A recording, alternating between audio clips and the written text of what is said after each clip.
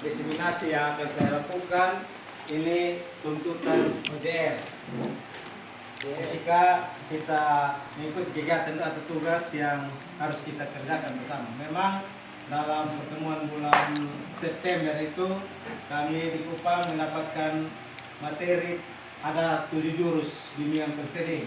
Yang pertama itu ada kenali potensi, yang kedua kelola emosi, yang ketiga tumbuhkan resiliensi, keempat jaga konsistensi, dan 5 jalin koneksi, 6 bangun kolaborasi, dan yang ketujuh itu menata situasi. Ini ketujuh jurus ini yang kami pelajari bersama di Kupang waktu itu. Namun di sini kami dituntut supaya jurus 6 dan 7 itu yang berbagi kepada Bapak Ibu guru. Kalau 1 sampai 5 itu lebih menjurus ke anak siswa. Nanti juga kenali potensi ini ada tes di situ yang kami rancangkan dalam RKAS yang waktu itu sama dengan yang itu ini. Baik, saya pilih untuk hari ini kita karena ini bangun kolaborasi ini ada keterkaitan antara guru, orang tua, dan juga guru BK.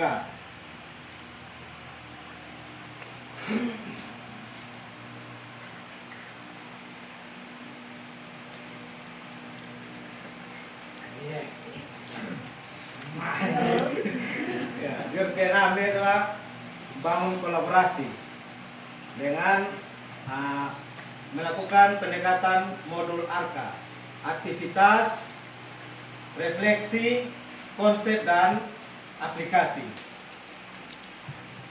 Jadi tujuannya adalah CP-nya adalah guru BK dan guru kelas menguasai kompetensi sebagai penghubung partisipasi semesta antara keluarga, sekolah, masyarakat, dan media, serta berbagai pihak dalam melaksanakan proses bimbingan karakter dan pengembangan potensi murid secara maksimal. Kemudian konsep kunci yang akan dipahami adalah esensi, fungsi, tujuan, dan manfaat kolaborasi. Yang kedua, identifikasi permasalahan murid sehingga guru bisa memahami kapan membutuhkan kolaborasi. Yang ketiga, mekanismenya bagaimana, itu kita harus tahu. Yang keempat, strategi pelibatan orang tua dalam satuan pendidikan. Ketika kita mendapatkan masalah atau dalam menyelesaikan persoalan, tentu kita di sini sering memanggil orang tua. Nanti ada alurnya.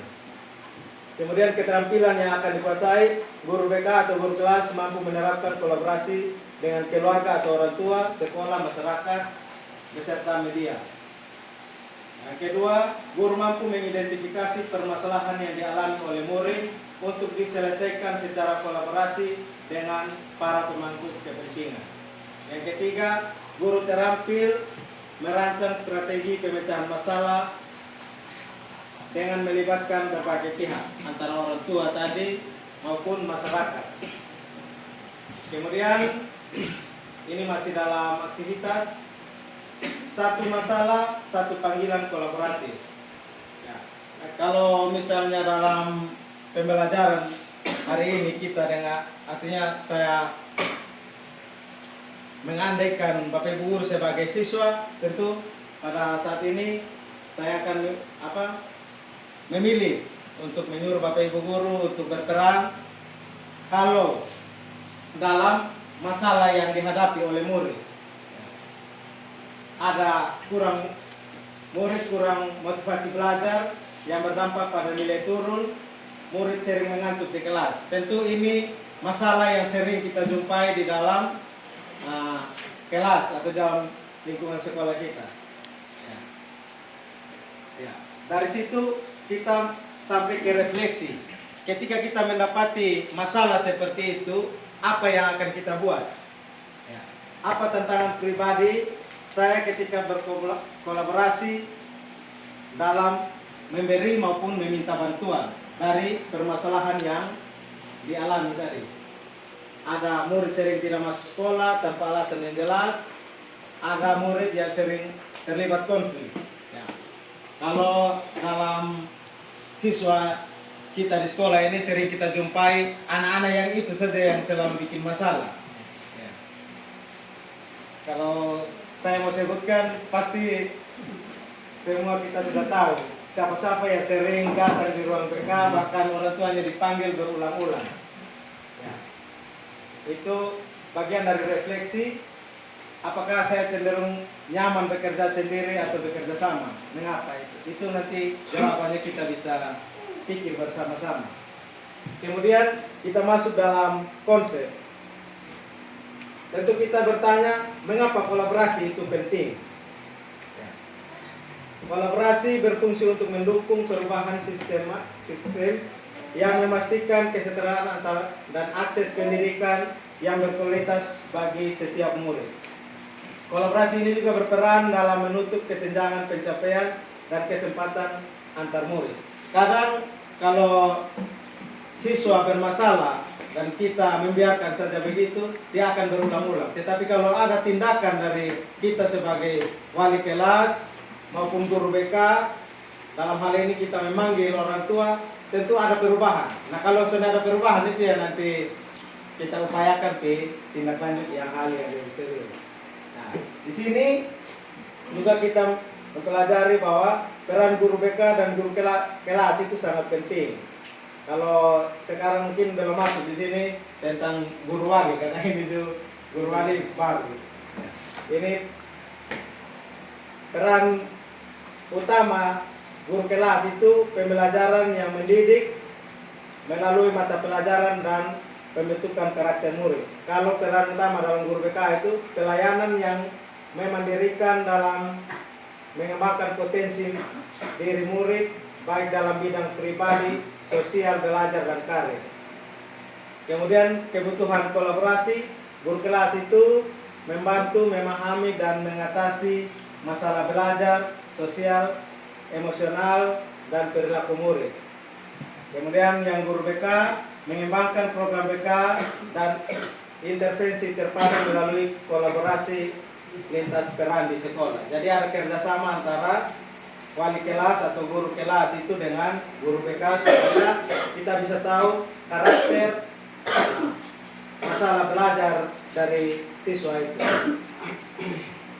Nah, siapa-siapa saja yang bekerja sama dengan kita pihak sekolah.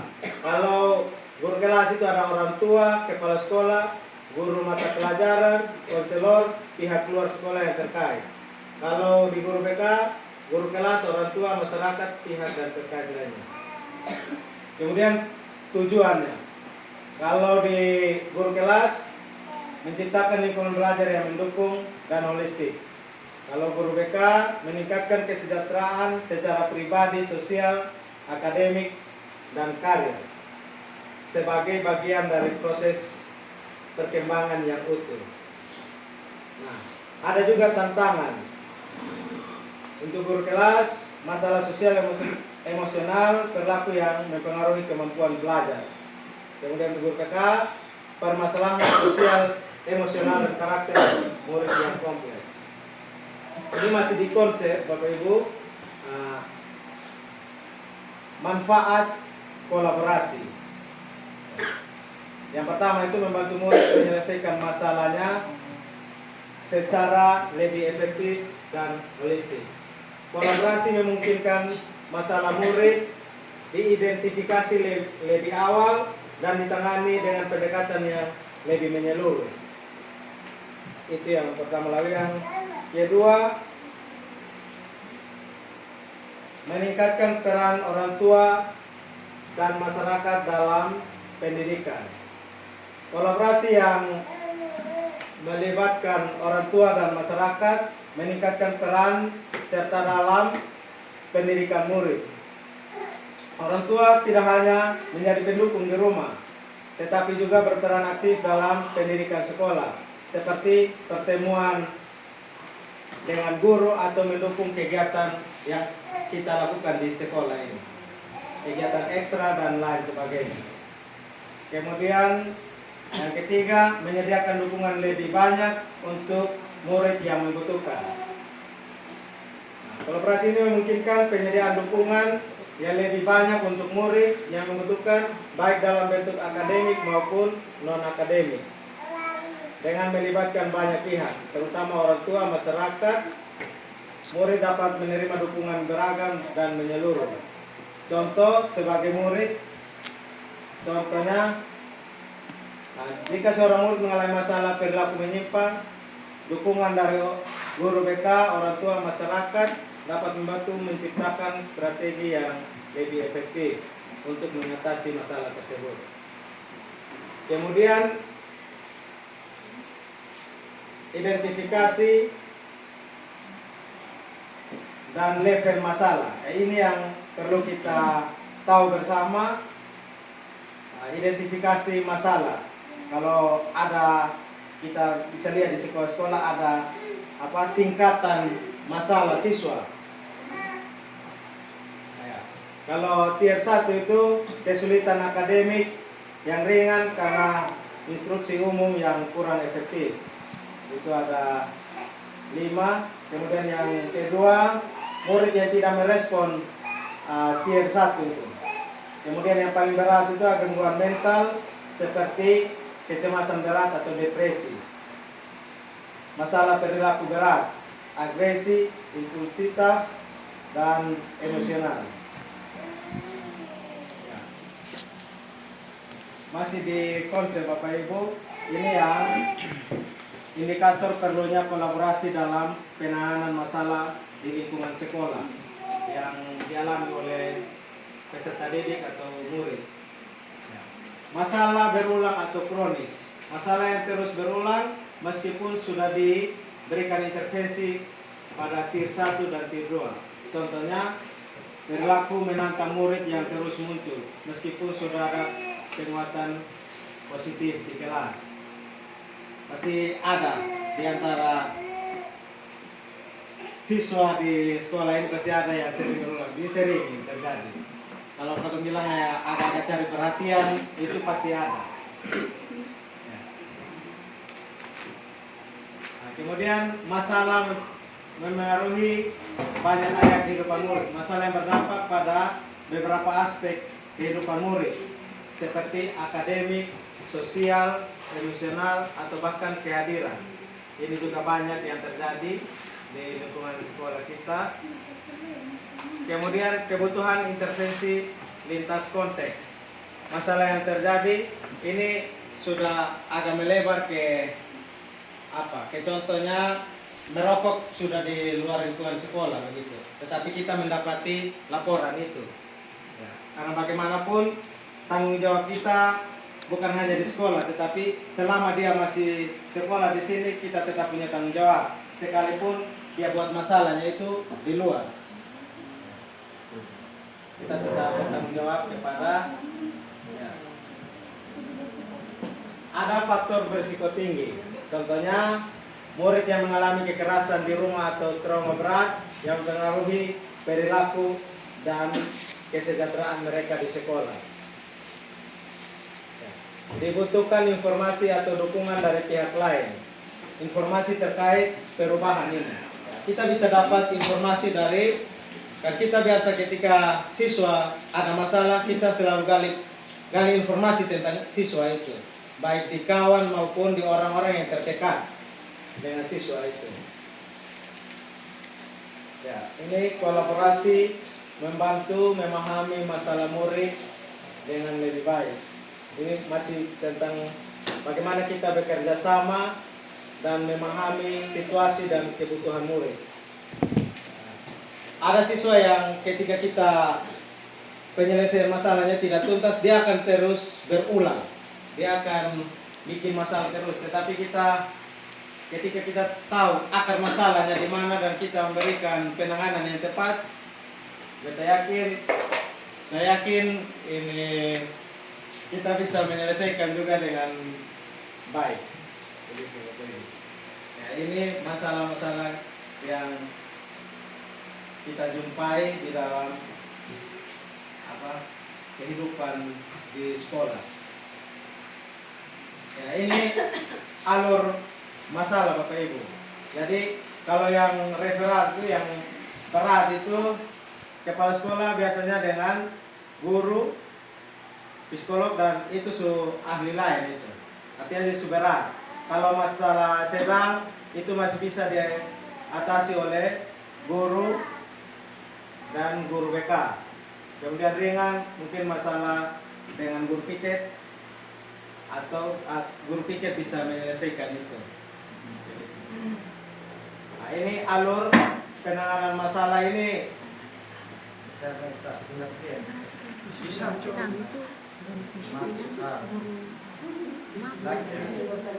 biasa.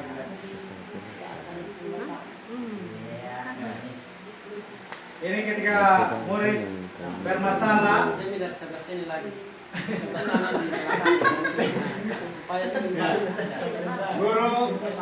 murid bermasalah, masalahnya apa dulu? Kita bisa lihat di sini. Kalau masalah kehadiran, kita perlu menyiapkan buktinya, yaitu bukti absennya. Kemudian kita bisa kolaborasi dengan wali kelas, guru kelas atau tim kesiswaan sampai masalah itu tuntas. Kemudian masalah akademik, murid juga mendapatkan bimbingan dari guru BK begitu. Dari guru mapel bisa remedial, pemantauan dari guru wali kelas, bimbingan dari guru BK, konseling juga dari guru BK. Ini Bapak Ibu, ini contoh dari bagian dari SMA 11 Ambon. Mungkin perlu kita, karena kita punya sekolah juga belum menampilkan bagian penyelesaian masalah seperti ini. Kita bisa belajar mana yang baik. Saya pikir itu yang perlu kita buat Bapak Ibu. Nah, itu mekanisme kolaborasi dalam penanganan masalah. Identifikasi masalah. Masalah diidentifikasi oleh guru, orang tua, atau staf melalui observasi dan screening menyeluruh. Kolaborasi dimulai dengan guru, konselor sekolah, dan orang tua untuk pengumpulan data awal. Karena sering kalau kita sebelum orang tua datang itu selalu Bapak Ibu guru menyampaikan kendalanya di siswa ini ketika sebelum memanggil orang tua, sehingga Bapak Ibu guru BK sudah tahu masalah yang dihadapi oleh siswa itu.